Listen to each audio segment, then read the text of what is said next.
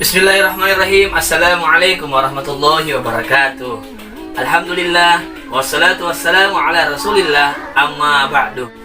Al-Kisah, seorang ulama zuhud, bahkan ulama masyhur di kota Mekah di zamannya, yang mana ulama tersebut bernama Abdurrahman Abdullah bin Mubarak. Ketika itu, setelah ia menyelesaikan seluruh rangkaian ibadah haji, setelah bertawaf mengelilingi Ka'bah, ia pun merasa kecapean, akhirnya tertidur. Ternyata dalam tidurnya dia bermimpi mendengarkan percakapan dua malaikat. Malaikat yang pertama bertanya kepada malaikat yang satu, "Tahukah engkau berapa jumlah orang yang melaksanakan ibadah haji tahun ini?" Malaikat yang satu pun menjawab, "Kurang lebih 700.000 orang." Malaikat yang satu kembali bertanya, "Tahukah engkau berapa yang diterima hajinya?" Malaikat yang satu pun menjawab, "Tidak ada satupun yang diterima hajinya oleh Allah Subhanahu wa Ta'ala."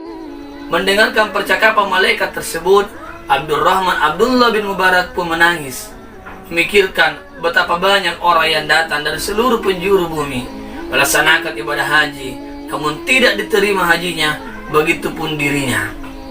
Lanjut dalam mimpi tersebut, dia mendengarkan percakapan malaikat bahwa, "Tahukah engkau, ada satu orang yang tidak melaksanakan ibadah haji, namun diberikan oleh Allah pahala haji dan diampuni seluruh dosanya. Dan karena satu orang ini, maka seluruh jemaah haji tahun itu diterima hajinya oleh Allah."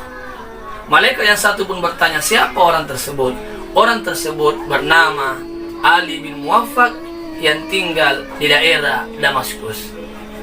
Terbangun dari tidurnya, ulama tersebut pun segera menyelesaikan rangkaian ibadah hajinya yang belum tuntas dan segera kembali dan mencari orang yang bernama Ali bin Muwaffaq yang disebutkan oleh malaikat dalam mimpinya.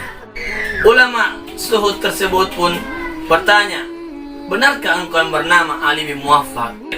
Abdurrahman bin Abdullah pun memperkenalkan dirinya.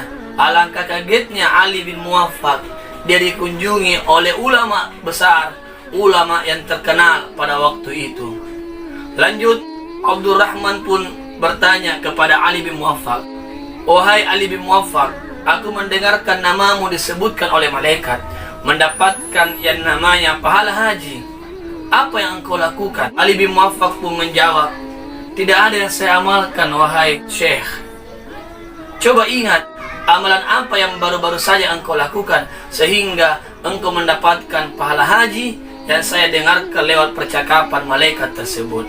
Akhirnya Ali bin Muwaffaq pun menjelaskan, "Wahai Syekh, saya adalah seorang suami yang bekerja setiap hari sebagai tukang sol sepatu atau tukang jahit sepatu. Bertahun-tahun aku kumpulkan uang untuk bisa berangkat haji, sehingga terkumpullah uang saya sejumlah 350 dirham. Namun ketika aku hendak melaksanakan ibadah haji, istriku lagi hamil dan istriku lagi ngidam berat. Dia mencium bau masakan yang sangat harum menurut istri saya, dan istri saya meminta kepada saya untuk mencari sumber makanan tersebut untuk dimintakan walaupun sedikit. Maka aku pun berusaha memenuhi apa yang diinginkan oleh istriku. Ternyata aku dapatkan sumber bau makanan yang dicium oleh istri saya berasal dari gubuk reog, yang mana tinggal di situ seorang janda bersama 6 anaknya yang telah ditinggal mati oleh ayahnya. Maka Ali bin Muwaffaq pun meminta kepada seorang janda tersebut untuk diberikan sedikit saja dari makanan yang ia masak untuk istrinya yang lagi ngidam pada waktu itu. Namun alangkah kagetnya Ali bin Muwaffaq ketika mendengarkan jawaban dari perempuan tersebut yang mengatakan, "Wahai Tuan, daging ini, masakan ini halal bagiku dan haram bagimu." Ali bin Muwaffaq pun kembali bertanya, "Mengapa halal bagimu dan haram bagiku?" Ia pun menjelaskan bahwa, "Setelah beberapa hari aku mencari makanan untuk mempertahankan hidupku dan anak-anakku, tidak ada makanan yang aku dapatkan selain bangkai keledai. Maka aku pun mengambil sebagian dari bangkai keledai tersebut dan aku masak untuk mempertahankan hidupku bersama anakku. maka daging ini, maka masakan ini halal bagiku Tuhan, karena darurat bagiku untuk mempertahankan hidup, namun haram bagi Tuhan. Mendengarkan percakapan perempuan tersebut, Ali bin Muwaffaq pun meneteskan air mata, lantas pamit untuk kembali ke rumahnya. Sesampai di rumahnya, ia menceritakan kepada istrinya bahwa sumber dari bau makanan yang ia cium berasal dari ibu yang memiliki 6 anak yang telah ditinggal mati oleh suaminya, yang memasak daging bangkai untuk mempertahankan hidupnya. Sang istri pun meneteskan air mata mendengarkan cerita dari suaminya Ali bin Muwaffaq.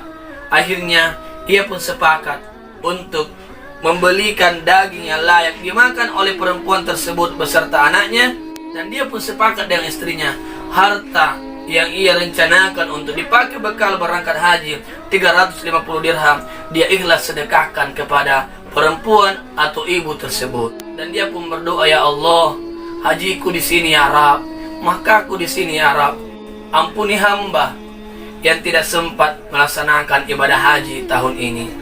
Karena amalan ini, Ali bin Muwaffaq diberikan oleh Allah pahala haji. Bahkan karena Ali bin Muwaffaq, Allah pun menerima seluruh ibadah haji jemaah pada tahun itu. Mendengarkan kisah ini, mari kita berusaha di hari raya Idul Adha ini, kita bersama-sama merayakan kegembiraan dengan berusaha berbagi dengan saudara-saudara kita. Baik itu yang berkurban pada hari ini, berusaha mencari tetangga dekat rumah, ataukah siapa saja yang betul-betul membutuhkan daging dari yang telah kita kurbankan tersebut. Ini yang dapat saya sampaikan, mudah-mudahan bermanfaat. Akhirul kalam, Wallahul hadi ila siratal mustaqim. Assalamualaikum warahmatullahi wabarakatuh.